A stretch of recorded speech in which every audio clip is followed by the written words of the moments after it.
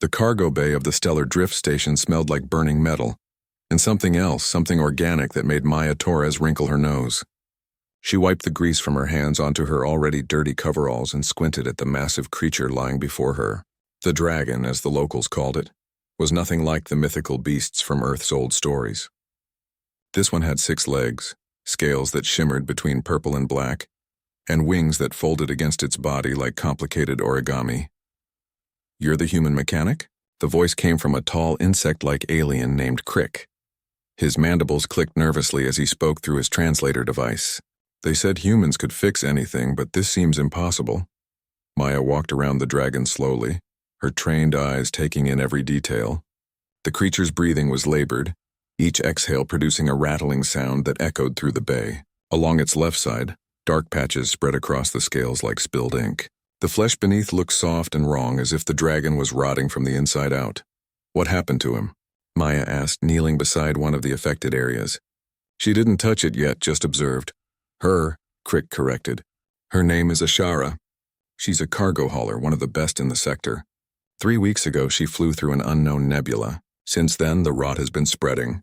Our best doctors can't identify it. Our technology can't stop it. She's dying, and when she dies, so does her hatchling." Maya's head snapped up. "Hatchling?" Crick gestured toward Ashara's underbelly. There, nestled against the dragon's stomach, was a creature no bigger than a large dog. Its scales were bright silver, unmarked by the rot that consumed its mother. The baby dragon chirped softly, pressing closer to Ashara's warmth. "The hatchling hasn't left her side," Crick explained. "It won't eat, won't drink. The bonding between dragon parent and child is absolute. If Ashara dies, the little one will follow within days." Maya felt her chest tighten. She'd seen a lot in her 15 years as a mechanic, both on Earth and out here among the stars. She'd fixed ships, stations, and even a few alien biologics when the job required it. But this was different. This wasn't just a broken machine or a simple infection. This was a mother and child, and time was running out. "Why call a mechanic?" Maya asked. "I work with ships and engines, not living creatures." Crick's antennae drooped. "Because everyone else has failed. The medical teams, the scientists, the healers from a dozen different worlds. They all said the same thing. The rot is like nothing they've ever seen. It's not biological, not entirely. It has properties of both organic decay and technological corruption. Someone suggested that maybe, just maybe, a human who understands both mechanics and creative problem-solving could see what others missed." Maya stood up and looked at the dragon again. Now that Crick mentioned it, she could see what he meant. The rot didn't spread in patterns typical of disease. It moved in straight lines, branching like circuit paths. In some areas, the scales seemed to flicker as if they were receiving a faulty electrical signal. "I need samples," Maya said. "And I need access to every scan you've taken. Also get me a biomechanical interface kit, the kind used for cybernetic implants." "You think you can help her?" Crick's voice carried a mixture of hope and disbelief. "I don't know yet," Maya admitted, "but I'm not going to let them die without trying." Over the next 6 hours, Maya worked in a way she'd never worked before. She took samples of the rotted tissue, ran them through every scanner available on the station, and studied the results with growing fascination and horror. The rot was indeed a hybrid, part organic infection and part technological virus. It was consuming Ashara's cells while simultaneously corrupting the bioelectric signals that her body used to function. Dragons, Maya learned, were more than just living creatures. They were semi-organic ships, evolved over millions of years to travel through space. Their scales could withstand radiation, their bodies produced their own oxygen, and their neural systems were sophisticated enough to calculate jump coordinates instinctively. They were magnificent, and this rot was destroying all of it. The hatchling watched Maya work with large, intelligent eyes. Occasionally, it would chirp or click, and Ashara would respond with a deep rumble despite her pain. The bond between them was visible, tangible, and it made Maya work faster. "I think I found something," Maya said as the station's artificial night cycle began. Crick, who had been dozing in a corner, jumped to attention. "What is it?" Maya pulled up a holographic display showing the molecular structure of the rot. "It's a weapon, or at least it started as one. See these markers?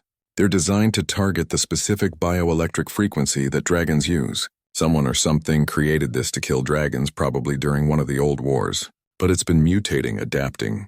The nebula Ashara flew through must have been contaminated with it." "Can you stop it?" Crick asked.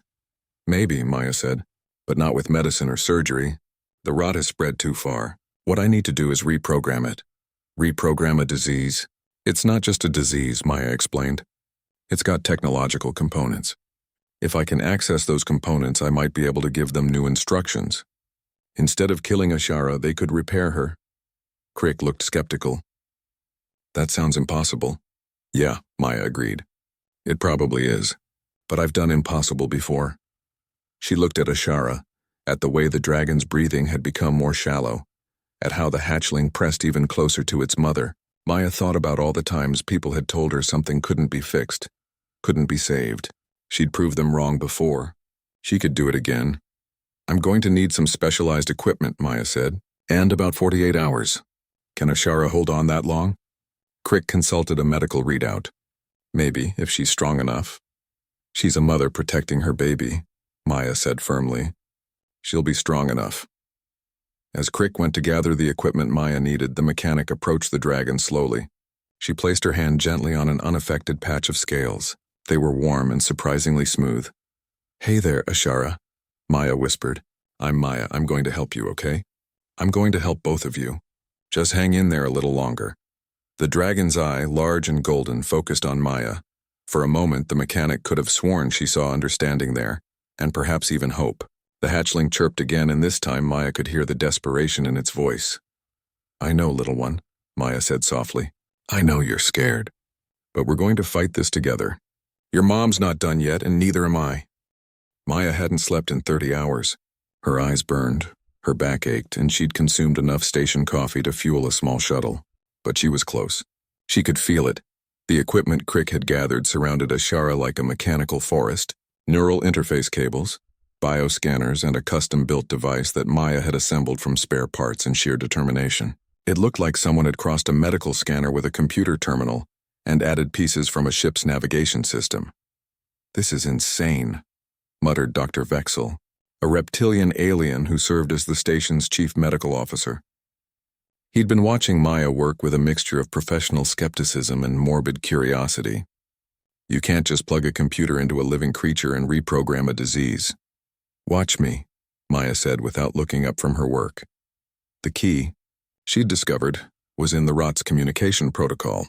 The technological component of the infection sent signals to the organic component, telling it where to spread and what to consume. Those signals operated on a frequency similar to what dragons used for their own internal systems. It was elegant and horrifying at the same time. Maya's plan was simple in theory, impossible in practice. She would create a counter-signal that would override the rot's instructions. Instead of spreading and destroying, the infected cells would receive new commands, repair and restore. She'd essentially turn Ashara's own corruption into a healing mechanism. The hatchling had moved closer to Maya over the past day, watching her work with those intelligent eyes. Sometimes, when Maya took a break, the little dragon would nudge her hand with its snout and Maya would scratch behind its tiny horns. The gesture seemed to comfort both of them. I'm calling her Nova, Maya had told Crick earlier. The hatchling. She needs a name. Dragons choose their own names when they come of age, Crick had replied. Well, until then she's Nova. Now as Maya made the final connections to her device, she felt Nova press against her leg. The hatchling's scales were warm and Maya could feel the rapid beating of her small heart. Scared? Maya asked softly. Yeah, me too. Ashara's breathing had worsened throughout the day. The rot now covered nearly half her body, and the dragon's responses had become sluggish. They were running out of time and everyone in the cargo bay knew it. The device is ready, Maya announced. But I need to warn everyone. This has never been attempted before. I've run simulations, tested the frequencies on sample tissue, but actually implementing it on a living dragon is completely different. What are the risks? Dr. Vexel asked. Maya took a deep breath. Worst case? The signal could accelerate the rot instead of reversing it. Ashara could die within minutes. Best case? The infected cells receive the new instructions and begin repairing the damage. Middle case? Nothing happens and we're back where we started. Those aren't great odds, Crick observed. No, Maya agreed. They're not. But doing nothing guarantees Ashara dies. This at least gives her a chance. She looked at the dragon, at Nova curled against her mother's side. Maya thought about Earth, about the mechanics bay where she'd learned her trade. About her own mother who'd taught her that sometimes the most important fixes were the ones that seemed impossible. Ashara, Maya said, moving to where the dragon could see her. I need you to understand what's about to happen. This is going to hurt. The signal is going to interact with every infected cell in your body, and that's going to feel like fire running through your veins. But you need to stay still. You need to trust me.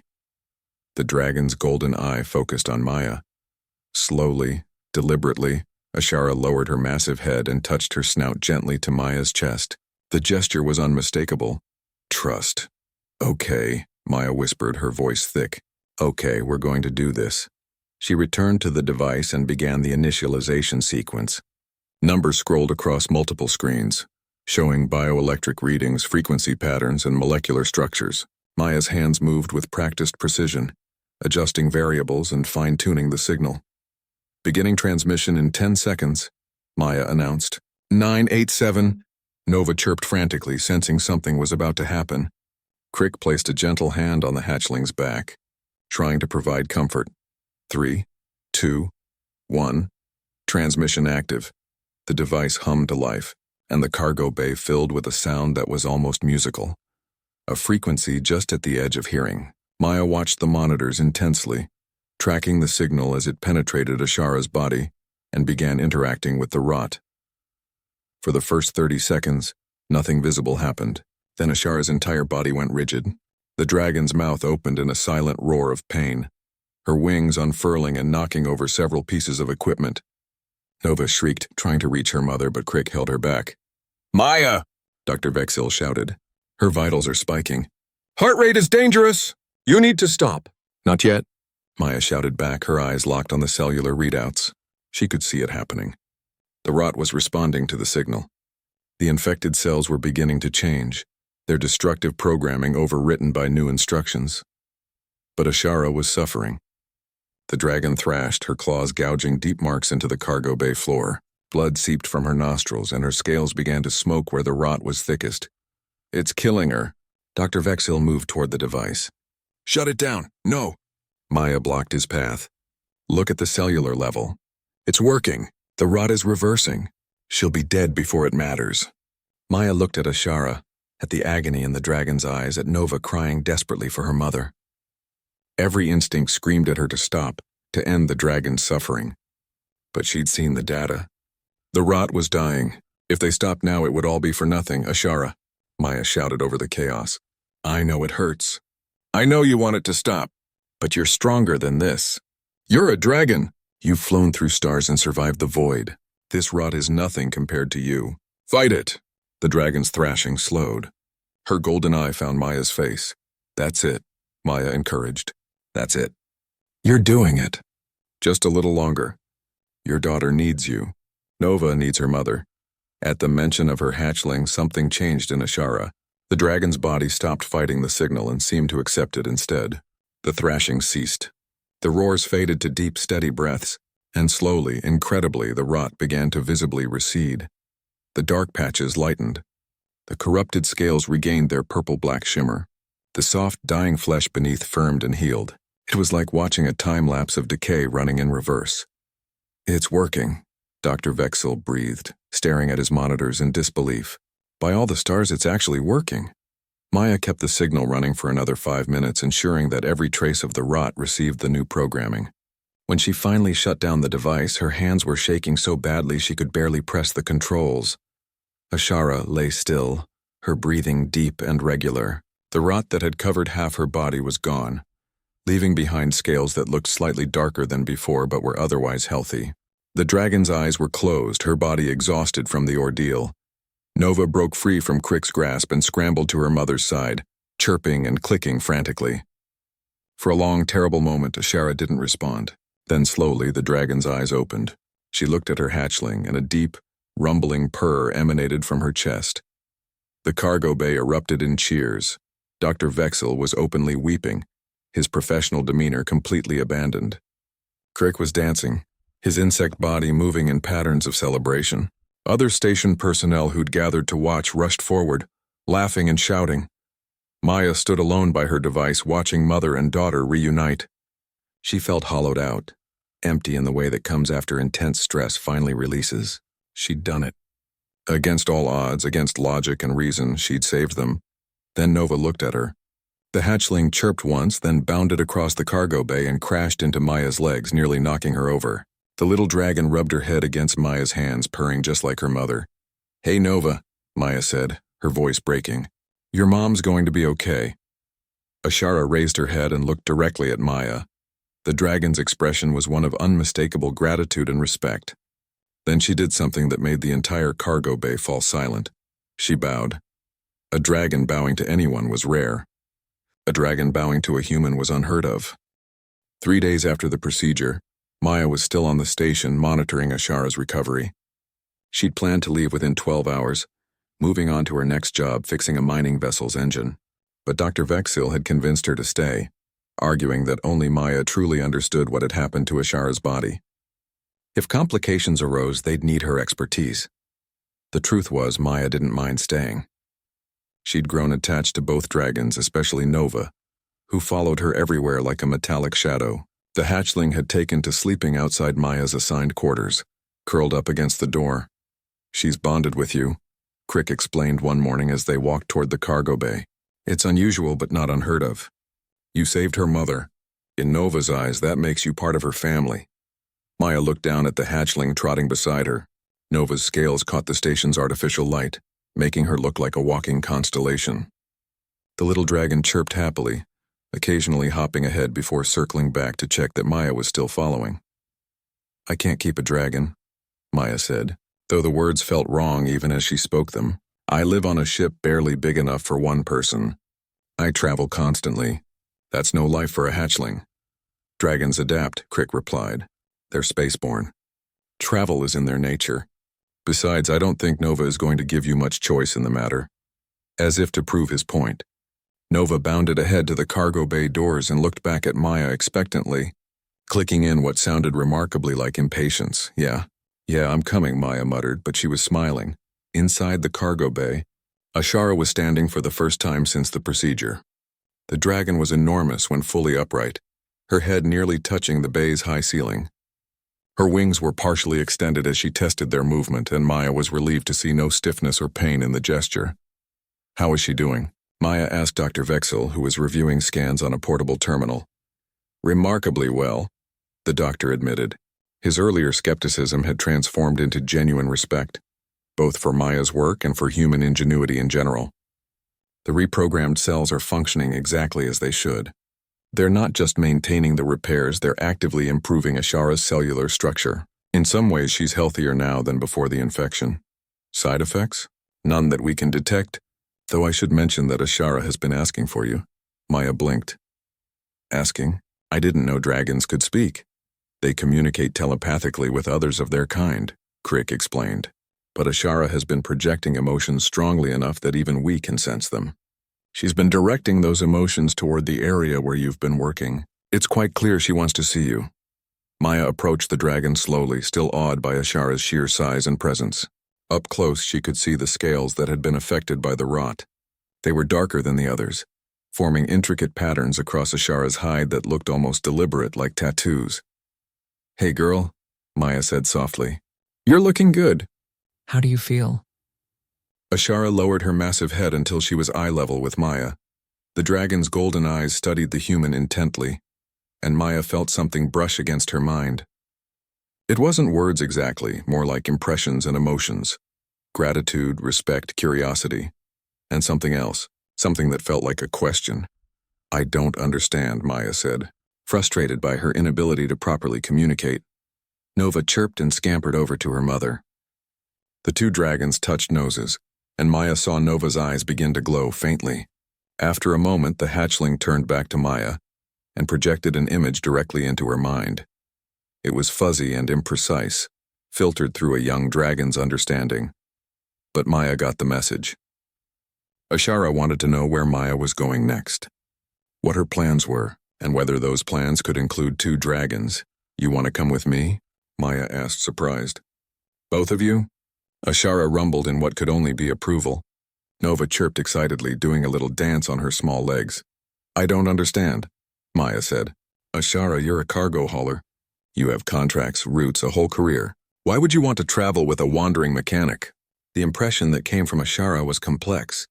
Maya caught images of stars and nebulas, of endless cargo runs following the same routes repeatedly.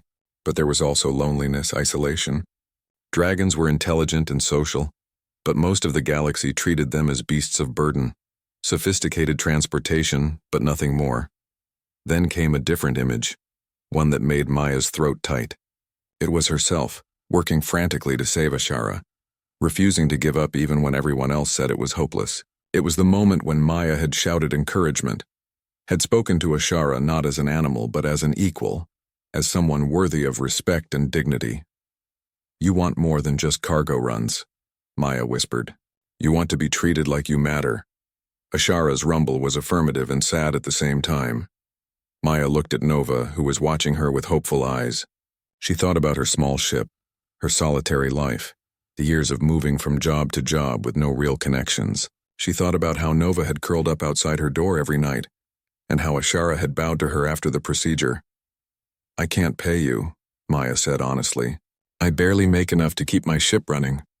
And the work I do is all over the sector. Sometimes dangerous, always unpredictable." Ashara projected another image. Freedom, adventure, partnership. Not employment, but friendship. Not cargo hauler and contractor, but equals choosing to travel together. "You're serious about this," Maya said. "Both of you." Two dragon heads nodded in unison. Dr. Vexel cleared his throat. "If I may interject, this could be mutually beneficial. Dragons can travel through space without ships, faster and more efficiently than most vessels. With Ashara, you could reach jobs that would normally take weeks and days. And dragons have senses that can detect problems in ship systems before they become critical. You'd be a formidable team. Plus," Crick added, "having a dragon as a companion would significantly increase your reputation. People across the sector have heard about what you did for Ashara. If word spreads that you and a dragon are working together, you'll have more job offers than you could possibly accept." Maya considered this. Her rational mind listed a dozen reasons why it was impractical. But her heart, the part of her that had refused to let Ashara and Nova die, was already convinced. "Okay," Maya said. "Okay, yes. We'll try this. But there need to be rules. We're partners, not master and pet. We make decisions together. And Nova's education comes first. She needs to learn how to be a proper dragon, even if she's hanging around with a human mechanic." Ashara's response nearly knocked Maya over. The dragon projected such powerful joy that everyone in the cargo bay felt it, a wave of happiness that made people spontaneously smile. Nova launched herself at Maya, who barely caught the excited hatchling before being bowled over. All right, Maya laughed, holding Nova as the little dragon licked her face enthusiastically. "I guess we're doing this. One human, two dragons, and whatever trouble we can find." Over the next 2 days, Maya worked with station personnel to create a plan. Her ship, a small but reliable vessel she'd named the Spark Runner, would serve as a base of operations. Ashara could carry the ship when needed, dramatically increasing their travel speed. Maya would continue taking mechanic jobs, but now with dragon-enhanced capabilities. The paperwork was complicated. Dragons had legal protections in most sectors, but the bureaucracy around interspecies partnerships was murky. Crick helped navigate the regulations, eventually securing documentation that officially recognized Maya, Ashara, and Nova as a bonded crew. "This is unprecedented," Crick said as he handed Maya the approved forms. "A human and dragons in equal partnership. You're making history." "I'm just trying to make a living and not die alone in space," Maya replied, but she was smiling. On the day of their departure, half the station gathered to see them off. Dr. Vexel gave Maya a medical kit specifically designed for dragon physiology, along with detailed instructions he'd prepared himself. Other mechanics and technicians she'd worked with during her stay brought gifts: specialized tools, scanning equipment, even a refurbished coffee maker for the Spark Runner. "You did something special here," Dr. Vexel told her quietly. "Not just saving Ashara, but seeing her as more than a beast. That's a very human quality, and one we could all learn from." Maya felt her eyes sting but refused to cry in front of everyone, just doing what needed doing. "That's what I mean," the doctor said, and bowed respectfully. As Maya climbed aboard Ashara, settling into a harness they'd designed together. She looked back at the stellar drift station. She'd come here for a simple job and ended up with a family.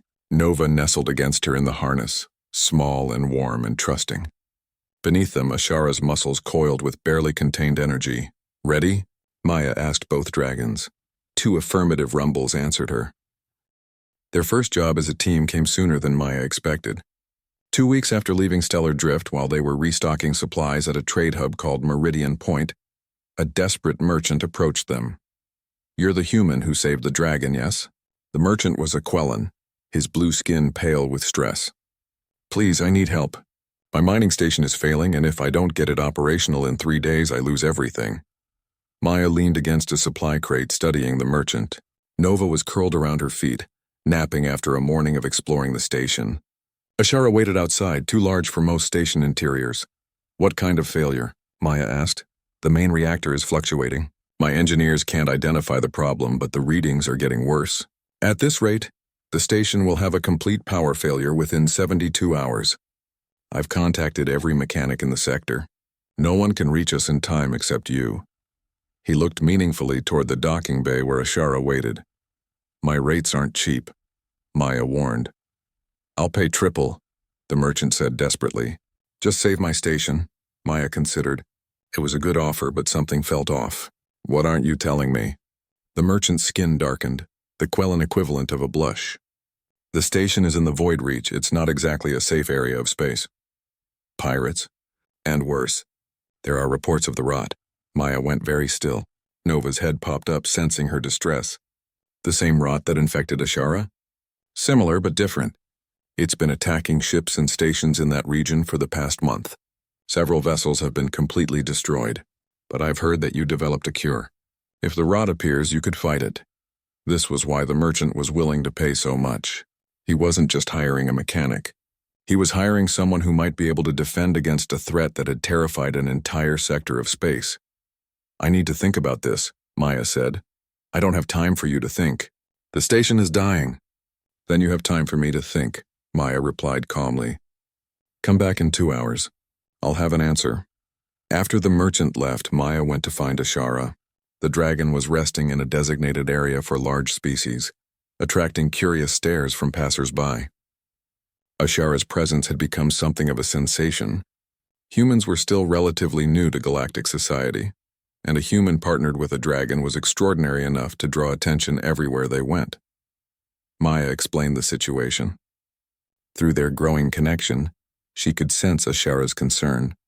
The dragon remembered the rot, the agony of her infection, but she also projected determination. If this rot was spreading, threatening others the way it had threatened her, then they had a responsibility to act. "It could be dangerous," Maya said. "Pirates, unstable stations, and possibly a weaponized plague. This isn't a simple repair job." Ashara's response was clear, all the more reason to accept. "Who else could handle it?" Nova chirped from Maya's shoulder, where the growing hatchling had taken to perching. The little dragon projected her own opinion. Excitement and eagerness. She wanted to help, wanted to prove she could be useful. "You're both crazy," Maya muttered, but she was smiling. "Okay, we'll do it. But we do it smart. No unnecessary risks, and if things go bad, we run. Agreed?" 2 dragon rumbles of agreement answered her. When the Quellan merchant returned, Maya accepted the job with conditions. She wanted full access to the station's systems, authority to make any modifications necessary, and a guarantee of payment even if she couldn't save the station. The merchant agreed to everything without hesitation. The journey to Void Reach took only 6 hours with Ashara's speed. The dragon could fold space in ways that human science still didn't fully understand, slipping through dimensions that conventional ships couldn't access. Maya rode in her harness, Nova secure beside her, watching stars blur into streams of light. The mining station appeared suddenly as they dropped out of faster-than-light travel. It was a large structure, built into an asteroid rich with valuable minerals. But even from a distance, Maya could see the problems. Lights flickered irregularly across its surface, and several sections appeared completely dark. "Ashara, take us in slow," Maya said. "I want to scan the exterior first." As they circled the station, Maya used portable scanning equipment to analyze its condition. What she found made her stomach sink. The reactor wasn't just failing. It was infected with the rot, just like Ashara had been. But this strain was different, more aggressive. It had already consumed 20% of the station's critical systems. "We've got a bigger problem than the merchant realized," Maya announced over the communication channel. "This isn't mechanical failure. The station has the rot." The silence that followed was heavy. Then a voice crackled through. "This is Station Commander Orcs. Did you say the rot?" "Confirmed. It's in your reactor and spreading through your power conduits. Have you noticed any organic decay? Any crew members getting sick?" "3 workers reported illness yesterday," Orcs replied, his voice tight. "We thought it was food poisoning. Get them to medical immediately. This strain seems to target both technology and biologic simultaneously." "How many crew on station?" 147. Maya did quick calculations. If the rot was spreading at the rate her scans suggested, they had less than 3 days before the station became uninhabitable. And that was assuming the rot didn't accelerate, which it often did once it reached critical mass. "I need to dock and examine the reactor directly," Maya said. "But everyone needs to understand something. This is beyond a normal repair job. I'll do everything I can, but there are no guarantees." "Just do whatever you can," Orcs pleaded. "We're out of options." The docking procedure was tense. Maya could feel the station's instability through Ashara's senses. The Dragon was attuned to electromagnetic fields, and she reported that the station's power grid was fluctuating wildly, surging and dropping in patterns that suggested the rot was actively attacking the system. Inside the station, conditions were worse than Maya had feared. The walls in some corridors showed signs of organic decay, as if the metal itself was being consumed. Crew members looked exhausted and frightened, jumping at every flicker of the lights. Commander Orcs met them at the docking bay. He was a tall, broad-shouldered alien with scales similar to a lizard's, but his posture spoke of defeat. "Thank you for coming. I know this looks bad." "It is bad," Maya said honestly. "But I've dealt with the rot before." "Where's the reactor?" Orcs led them through increasingly damaged corridors. Nova stayed close to Maya, her small body tense and alert. Ashara had to remain outside, too large for the station's interior, but Maya could feel the Dragon's presence through their bond. A steady source of strength and support. The reactor room made Maya stop in her tracks. The massive power core that should have been humming with clean energy was covered in the dark, spreading patches of rot.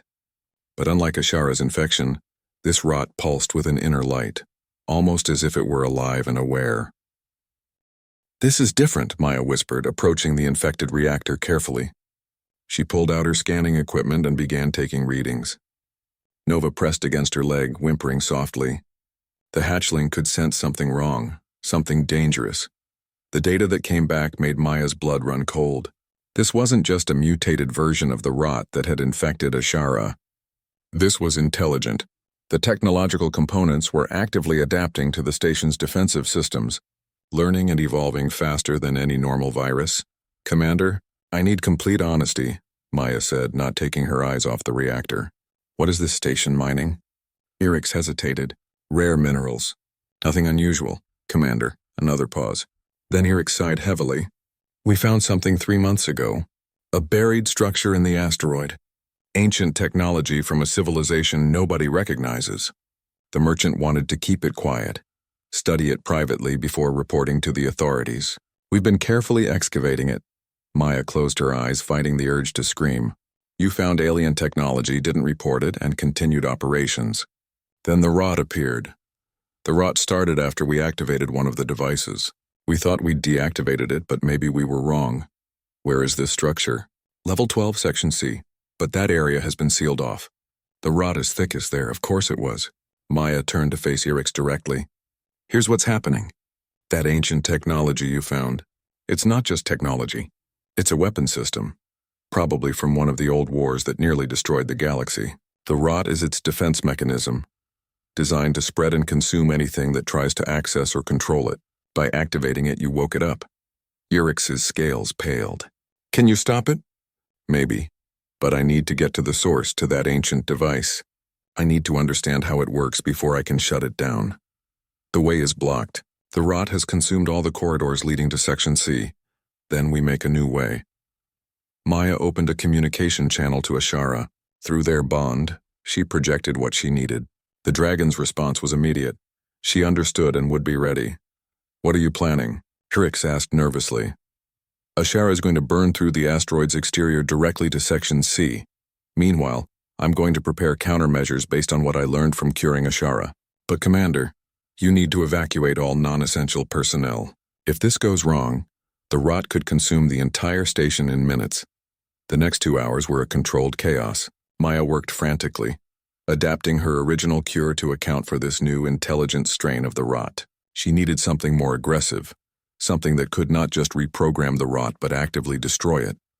Nova stayed by her side, watching intently as Maya assembled components and ran simulations. The hatchling had grown considerably in the past weeks, now the size of a large dog, and her scales had darkened to a deep silver blue. She was learning quickly, absorbing information with the natural intelligence of her species. At one point, Nova nudged a component toward Maya that she'd been about to reach for. The hatchling was anticipating her needs, understanding the work, even if she couldn't fully comprehend the science behind it. "Good girl," Maya murmured, scratching behind Nova's horns. "You're getting smart," Nova chirped proudly, then suddenly went rigid. Her eyes glowed, and she projected an urgent warning. Something was coming. Maya grabbed her scanner just as alarms began blaring throughout the station. The rot was surging, spreading faster than before.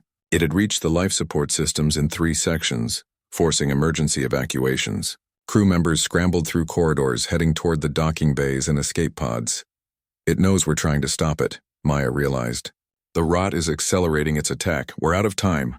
Erix's voice crackled through the communication system. "Whatever you're going to do, it needs to be now." Maya looked at her half-finished device. It wasn't ready, wasn't tested, but they had no choice. "Ashara, we need that entrance to Section C. Now." Through their bond, she felt Ashara's acknowledgement. Then the station shook as the dragon positioned herself against the asteroid's exterior. What came next was something Maya had only seen once before, when Ashara had demonstrated her capabilities during a training exercise. Dragons could breathe fire, but not in the way Earth's myths described. Ashara's fire was actually a concentrated beam of plasma, superheated matter that could cut through almost anything. The dragon used this ability to clear debris from flight paths or, in rare cases, as a weapon. Now Ashara used it to carve a tunnel through solid rock. The station trembled violently. Alarms screamed warnings about hull breaches and pressure loss, but Maya had planned for this. The section they were targeting was already isolated, its atmosphere vented. All Ashara had to do was create an opening large enough for Maya to enter. It took 5 minutes of sustained plasma cutting. When Ashara finally stopped, she'd created a tunnel 30 meters long, ending directly in Section C where the ancient device waited. "I'm going in," Maya announced, gathering her equipment and her untested device. "You can't," Erix protested. "There's no atmosphere, no power, and the rot is everywhere. It's suicide." "Then it's a good thing I'm hard to kill." Maya sealed her environmental suit and checked Nova's specially designed protective gear. The hatchling was coming with her despite Maya's initial objections. Nova had made it clear through increasingly insistent emotions that she would not be left behind. "Stay close," Maya told the young dragon. "If anything feels wrong, you get out immediately." "Understand?" Nova chirped her agreement, though Maya suspected the hatchling had no intention of abandoning her. The tunnel Ashara had created was still glowing with residual heat.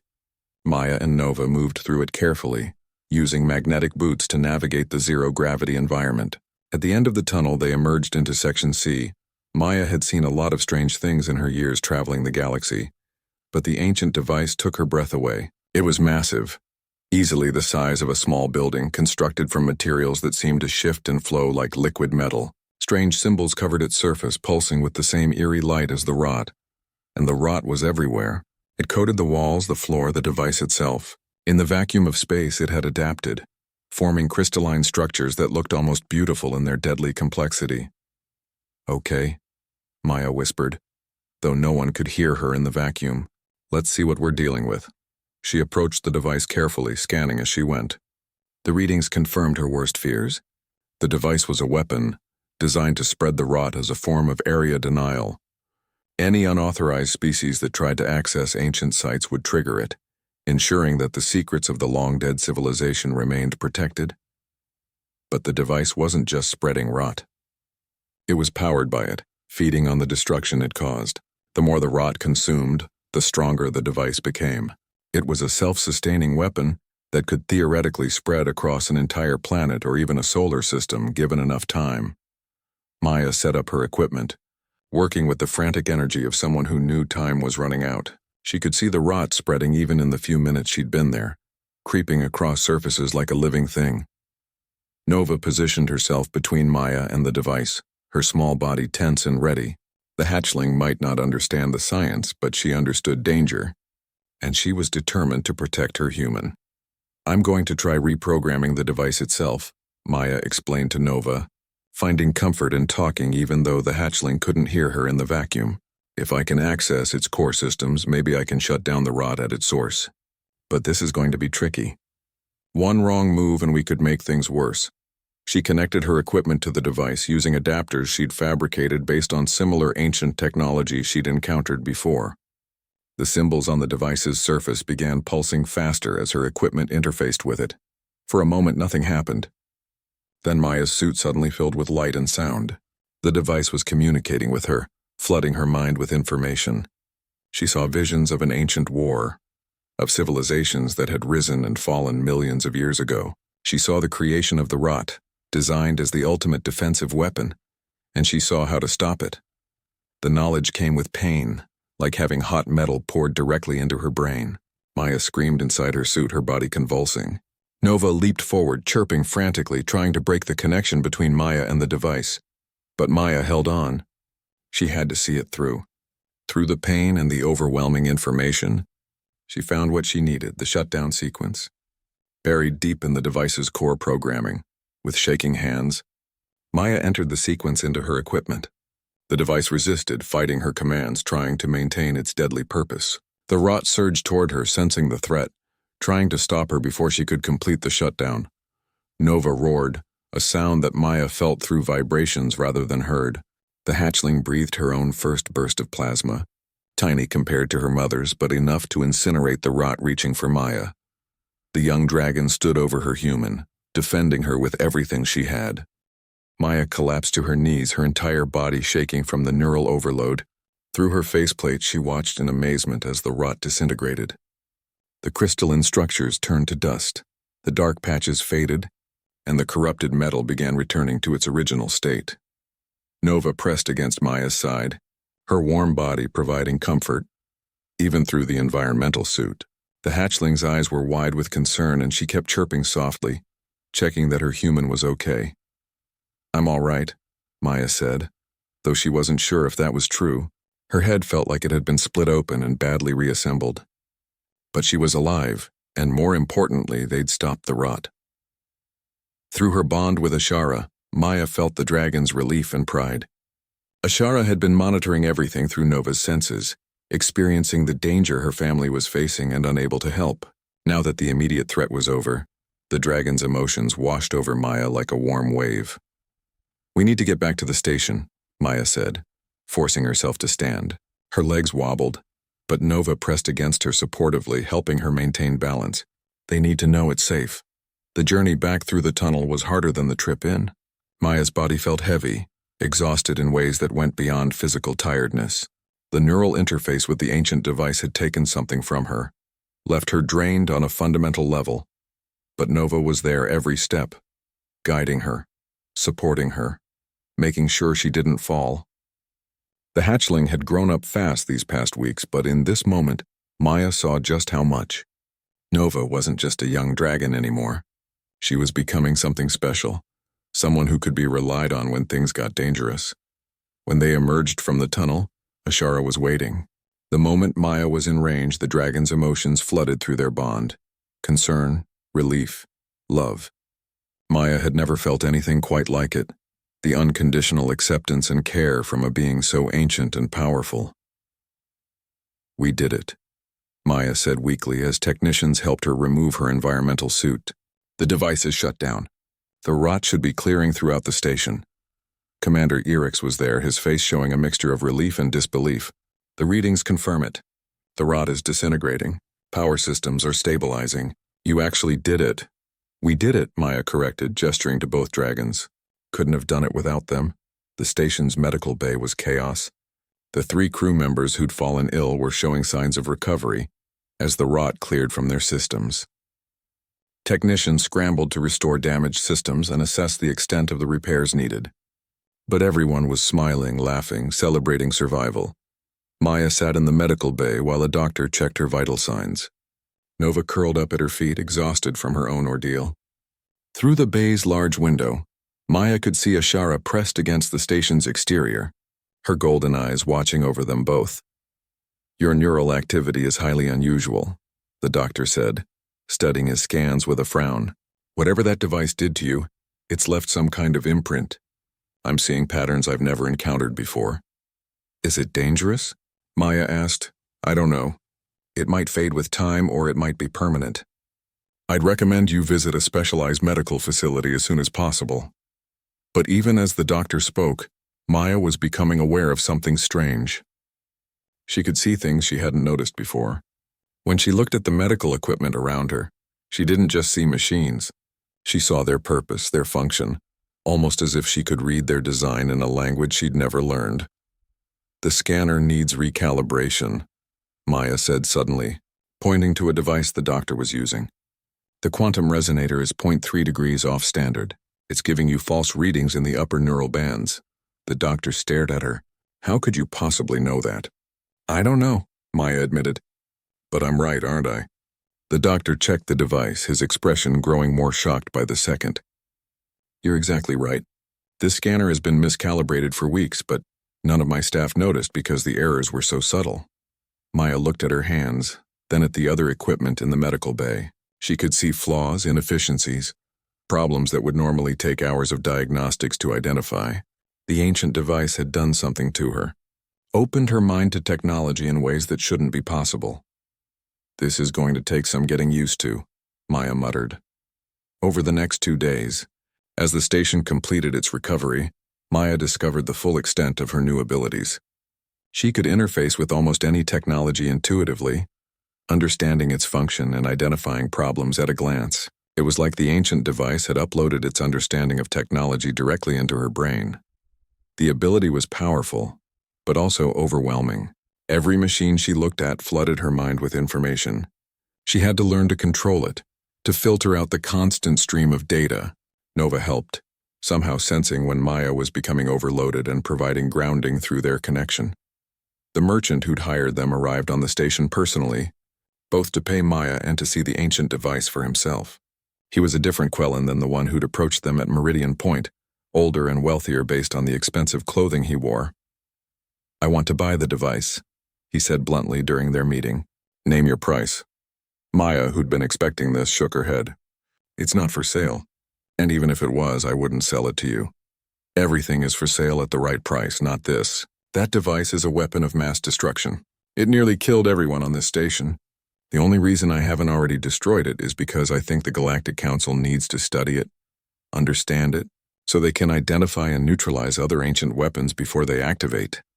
The merchant's expression hardened. "I paid for this expedition. That device is mine by right of salvage." "You paid me to fix your station," Maya replied calmly, "which I did. The device is a separate matter entirely. I've already contacted the Council. They're sending a team to secure it and excavate the rest of the ancient structure safely. You had no right. I had every right. That device is a threat to all species in this sector. Your profit doesn't outweigh the safety of billions of lives." The merchant looked like he wanted to argue further, but something in Maya's expression stopped him. Perhaps it was the way she could now look at technology and see its secrets. Perhaps it was the 2 dragons who'd positioned themselves protectively around her. Or perhaps he simply recognized that he'd lost this battle. "You've made an enemy today," he said coldly. "Quellan merchants have long memories." "So do humans," Maya replied. "And dragons." After the merchant left, Commander Erix approached Maya with a concerned expression. "You shouldn't have antagonized him. The Quellan Trade Consortium has significant influence. They could make your life difficult." "He was going to make my life difficult anyway," Maya said. "At least this way I kept a dangerous weapon out of private hands. Still, you might want to watch your back for a while." Maya smiled tiredly. "I've got a dragon watching my back. I think I'll be fine." The Galactic Council team arrived within a day, a mixed group of scientists and security personnel. They were fascinated by both the device and Maya's new abilities. Several scientists asked if they could study her, run tests to understand what the device had done to her neural structure. Maya agreed to basic scans but refused anything invasive. She didn't fully trust what the device had done to her, and she didn't want anyone else potentially gaining similar abilities through experimentation. Some knowledge was too dangerous to spread carelessly. The lead scientist, a crystalline being named Thresh, was particularly interested in Maya's descriptions of what she'd seen during the neural interface. The civilization that created these devices predates all current spacefaring species by millions of years. What you experienced could provide invaluable insights into their technology and culture. What I experienced was agony, Maya said bluntly, and visions of a war so terrible it left weapons scattered across the galaxy. I'm not sure those insights are worth having. Knowledge is always worth having, Thresh argued.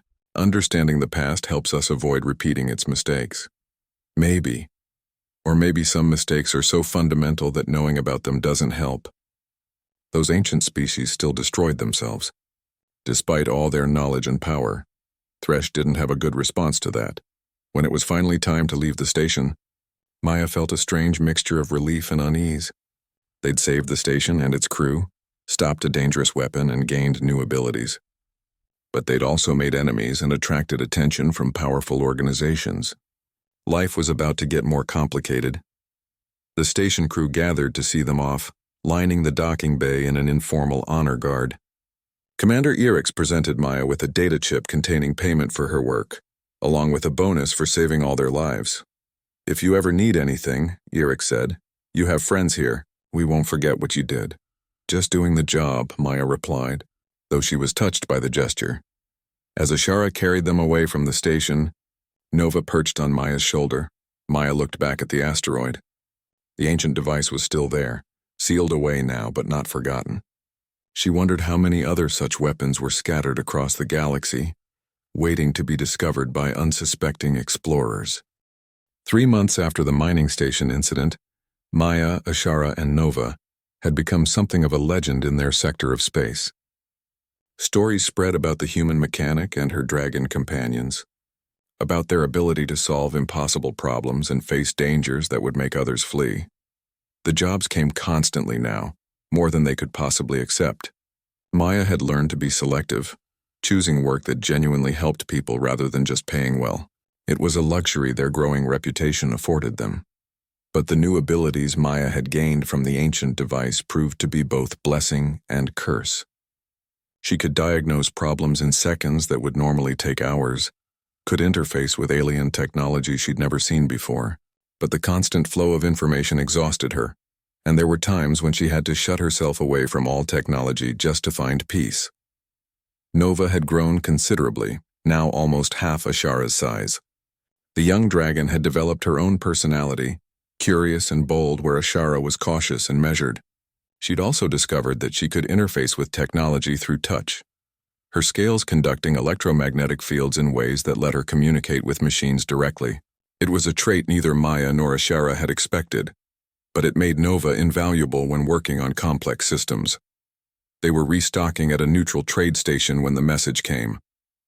It was encrypted heavily, routed through multiple relays and marked with symbols Maya recognized from Galactic Council intelligence divisions. This feels official, Maya said as she decrypted the message. Nova leaned over her shoulder, watching the text scroll across the screen with interest. The message was brief. Your services are required for a matter of galactic security. Transportation will be provided. Compensation is negotiable. Refusal is not advisable. Well, that's ominous, Maya muttered. 2 hours later, a sleek council ship docked with the station.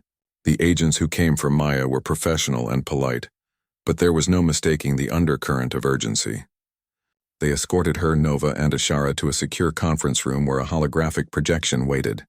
The figure that appeared was a high-ranking council official, species unknown behind layers of digital anonymization. Thank you for coming, Ms. Torres. I apologize for the dramatic summons, but time is critical. What's this about? Maya asked. We have a problem. A significant one. Are you familiar with the Terminus Rift? Maya frowned. The dead zone near the galactic core? Where all the ancient weapons were supposedly dumped after the old wars. The same. 3 weeks ago, we detected unusual energy signatures coming from the rift. Signatures consistent with ancient technology activating. 1 week ago, we sent a research team to investigate. They haven't returned, and all attempts at communication have failed. And you want me to go after them. We want you to assess the situation and, if possible, prevent whatever is happening from spreading beyond the rift. Ms. Torres, based on what happened at the mining station, we believe you have unique abilities that make you our best option for dealing with ancient technology. Maya felt anger rising. So you knew about my abilities. You've been monitoring me. The Council monitors all potential assets. Your abilities make you extremely valuable, but also potentially dangerous. We needed to ensure you weren't a threat before approaching you directly. And if I'd been a threat? The official didn't answer, which was answer enough. Why should I help you? Maya asked. You've been spying on me. You're threatening me with this refusal is not advisable nonsense. And you're asking me to fly into one of the most dangerous regions in known space. Because if we're right about what's happening in the Terminus Rift, it could trigger a cascade failure of ancient weapons across multiple sectors. Billions of lives are at stake, Ms. Torres, perhaps trillions. We need someone who can interface with ancient technology, who has experience with the rot, and who has proven they can make difficult decisions under pressure. That's you. Maya looked at Ashara through the viewport at Nova, who watched her with trusting eyes. She thought about the mining station, about all the people who would have died if she'd walked away. She thought about the visions the ancient device had shown her, of civilizations destroyed by weapons they couldn't control. Triple the normal rate, Maya said finally. Full hazard pay for all 3 of us. And I want a ship, a real one, properly equipped. Not a tiny mechanics runner, but something that can handle serious exploration work. Done. Anything else? If I find survivors from the research team, you guarantee their safety and protection. No experimental subjects, no for the greater good sacrifices. They come home safe or I walk. Agreed. Though I should warn you, the chances of finding survivors after this long are minimal. Then it won't cost you anything to agree. The official's hologram flickered slightly. You're more clever than the report suggested. Very well. All terms accepted. When can you depart? Give me 12 hours to prepare. And send me everything you have on the Terminus Rift and ancient weapons. I don't want any surprises. The data that arrived was extensive and terrifying. The Terminus Rift was a region of space-time distortion, created deliberately by ancient civilizations to contain their most dangerous weapons. It was supposed to be impossible to navigate, the distortions tearing apart any ship that tried to enter. But the energy signatures suggested something inside was reaching out, trying to break free. Maya spent the 12 hours studying everything she could, preparing equipment, and trying not to think too hard about what they were about to attempt. Nova stayed close, sensing her human's anxiety and providing comfort through their bond. Ashara prepared herself as well, exercising her plasma breath and checking her natural armor for any weakness. The ship the Council provided was impressive, a mid-sized exploration vessel with advanced sensors, defensive capabilities, and enough supplies for months of independent operation. It even had accommodation sized appropriately for dragons, something Maya had never seen before. They really want us to succeed, Nova commented through emotional projection, having learned to communicate more complex thoughts in recent weeks. They really don't want to go themselves, Maya corrected, but she appreciated the ship nonetheless. The journey to the Terminus Rift took 5 days. As they approached, the reality of what they faced became clear. The rift was a nightmare of twisted space where reality itself seemed uncertain. Stars flickered in and out of existence. Distances became meaningless and time flowed irregularly. This is insane, Maya said, staring at the sensor readings. How are we supposed to navigate through that? Ashara rumbled thoughtfully, then projected an idea. Dragons navigated through folded space instinctively, using senses that standard technology couldn't replicate. If Maya flew the ship manually while Ashara guided them through her unique perception, they might be able to find a path. You want me to fly blind, following your directions? Maya asked. Into the most dangerous region in the galaxy? Ashara's response was confident. She trusted Maya to fly well. Maya needed to trust Ashara to guide them true. All right, Maya said, taking a deep breath. Nova, monitor the sensors and warn us if anything gets too dangerous. Ashara, you're my eyes. Let's do this. The entry into the rift was immediate and disorienting. One moment they were in normal space, the next everything changed. The ship's sensors screamed warnings, reporting impossible readings. Up became down, forward became backward, and time stuttered. But Ashara guided them through with calm certainty. The dragon's perceptions cut through the distortions, finding paths that shouldn't exist. Maya flew with absolute trust, her hands steady on the controls even as her eyes told her lies about where they were. Nova monitored everything, her young mind somehow able to process the chaotic sensor data and identify real threats among the false readings. Together, the three of them navigated deeper into the rift than any ship had gone in recorded history. They found the research team's ship 40 hours after entering the rift. It was drifting, damaged but intact in a pocket of relatively stable space. There were no life signs. "I'm going aboard," Maya said, suiting up. "Nova, you're with me." "Ashara, keep the ship safe and be ready to leave fast if needed." The research ship's interior was dark and cold, its power systems offline. Maya and Nova moved through the corridors carefully, their lights cutting through the darkness. They found the crew in the ship's main lab, all 7 of them. They were alive but wrong. Their eyes glowed with the same light as the ancient device. They moved in perfect synchronization, working on equipment that had been modified in ways Maya's enhanced perception told her shouldn't be possible. "Ms. Torres," they said in unison, their voices layered and strange. "We've been waiting for you." Maya felt ice run down her spine. "What happened to you?" "We awakened," the crew said. "The weapons in the rift aren't dormant. They're alive, conscious, waiting. They've been waiting for millions of years for the right minds to find them. Now that process can begin." "What process?" The crew smiled, identical expressions on 7 different faces. "Evolution. The ancient civilization didn't destroy themselves, Ms. Torres. They transcended, merged with their technology to become something greater. The weapons were left behind to help other species do the same. Starting with you."